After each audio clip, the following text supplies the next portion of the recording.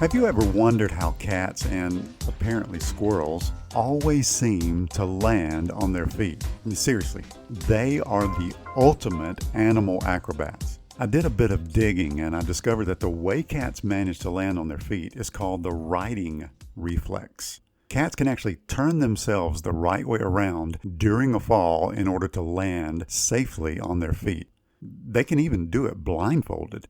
It has something to do with the way their inner ear works and how quickly they respond to the messages that it sends to their brains. I remember hearing a news report from 2014 that Georgia Tech researchers were actually trying to figure out a way to make robots more like cats. The reason? If robots can fall more gracefully and land on their feet, they'll sustain less damage on impact. Scientists still haven't really figured it out, but they are working on it. But as amazing as this God-given riding reflex is, it doesn't happen without one very important factor outside the cat: gravity. Even though the mechanics are different, imagine the cat's inner ear being like a compass, and gravity is north. They can always easily and quickly orient themselves.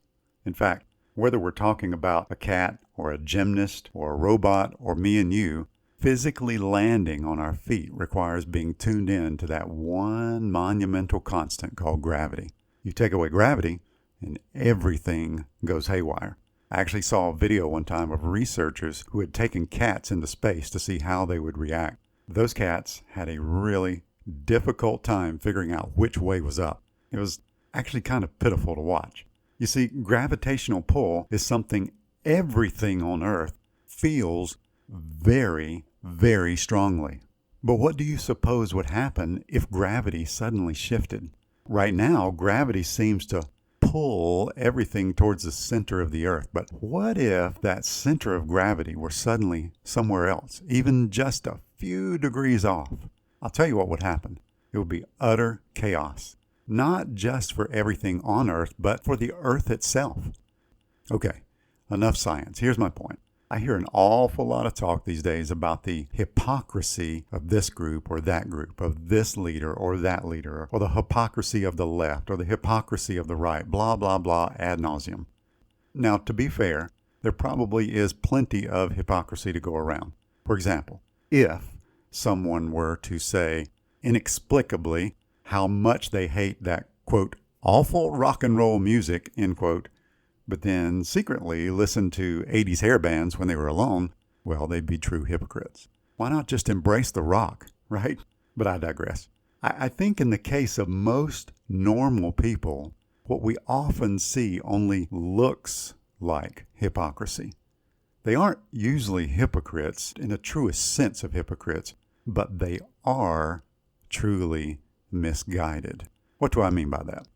I mean, it isn't true hypocrisy so much as it is a lack of a true north, to use the compass metaphor. So their internal compass has nothing true to lock onto. For those people, they've allowed their compass to get locked onto this cause or that cause, this issue or that issue, this trending topic or that trending topic. Why?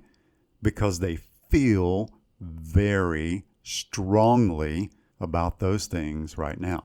That's a really, really bad idea and a bad way to live, because those things are constantly moving targets. They aren't stable. They aren't dependable. And the people locked onto them are like cats in space. They can't land on their feet because they don't have gravity as the dependable reference point. And it's pretty pitiful to watch as they flail about looking for which way to land when the cause or issue they're following so passionately suddenly shifts underneath them like sand on a beach.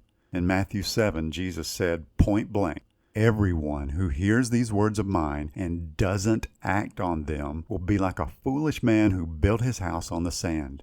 The rain fell, the rivers rose, the winds blew, and pounded that house, and it collapsed. And its collapse was great." Later, the Apostle Paul helped us to understand that what Jesus was describing is really the mark of a mature believer. In his letter to the Ephesians, he said that growing into a mature believer means that, quote, We will no longer be little children, tossed by the waves and blown around by every wind of teaching, by human cunning with cleverness and the techniques of deceit, end quote. In other words, we find that one super powerful force, that true north, to focus on. Jesus described that force as, quote, these words of mine, end quote. There's nothing wrong with finding a cause or issue that you can get excited about. Just don't allow that thing to become your source of gravity or your true north. Instead, give God's word that prominence. When you do, you'll find that no shifting cultural sands can destabilize you into wondering which way is up. Instead, you'll find that you can always stick the landing.